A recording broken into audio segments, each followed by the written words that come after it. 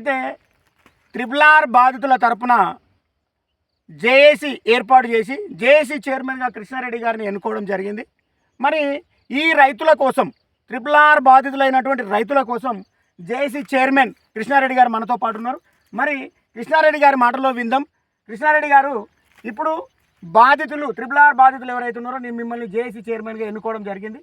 మరి వారి కోసం మీరు ఏం చేయాలని అనుకుంటున్నారు? మీరు నేను చించల్పేట వాసవిని, నా పేరు కృష్ణారెడ్డి.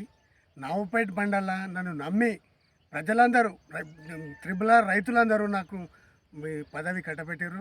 ఆ పదవి కొనసాగిస్తూ నేను వీళ్ళకి న్యాయం చేయాలని తెలుసుకున్నాను. ఎట్లా న్యాయం చేయాలనుకుంటే ప్రభుత్వముకు ఎప్పుడో ఓటేసినాం, ఇప్పుడు కాంగ్రెస్కి ఓటేసి రేవంత్ రెడ్డిని కానీ ఇక్కడ ఉన్న ఎమ్మెల్యేలను కానీ అందరినీ గెలిపించినాం.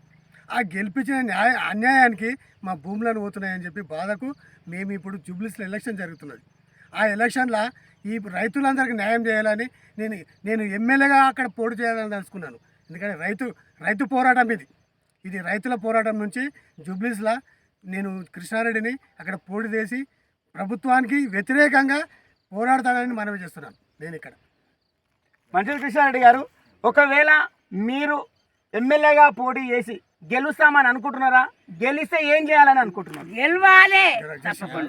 ఒకవేళ అక్కడ గెలవకున్నా బాధ లేదు, గెలిచిన ప్రభుత్వం మీద పోటీ చేస్తున్నాం. మేము గెలవాలని కాదు, ప్రభుత్వం మీద, కాంగ్రెస్ ప్రభుత్వం మీద పోటీ చేసి అక్కడ అన్యాయం జరుగుతుంది కాబట్టి మాకు అన్యాయం జరుగుతుంది. ఆ ప్రభుత్వం నిలబడ్డ క్యాండిడేట్ ఓడిపోవాలని మాకు కొన్ని ఓట్లు వస్తాయి, ఆయన ఓట్లు మేము గుంజుకొని ఆయన ఓడగొట్టాలని ప్రయత్నం చేస్తున్నాం. ఓకే, థ్యాంక్ యూ కృష్ణారెడ్డి గారు. మీ యొక్క అభిప్రాయం చాలా గొప్పగా ఉంది. సరే, ఏది ఏమైనా ఇక్కడ ఉన్నటువంటి RRR బాధితులైనటువంటి రైతులతో వాళ్ళ యొక్క అభిప్రాయాన్ని స్పష్టంగా తెలియజేయడం జరిగింది. మా భూములు మాకొద్దు, మా భూములు మాకే కావాలి, RRR వద్దు అనే నినాదంతో ముందుకు పోవడం అనేది జరుగుతుంది. అదేవిధంగా రైతులకు న్యాయం చేయాలనే ఒక ఉద్దేశంతో జేఏసీ చైర్మన్ కృష్ణారెడ్డి గారు జూబ్లీహిల్స్లో జరిగేటువంటి ఉప ఎన్నికల్లో పోటీ చేయడానికి సిద్ధంగా ఉన్నారని ఇప్పటివరకు వాళ్ళ మాటల్లో తెలియజేయడం జరిగింది. ధన్యవాదాలు.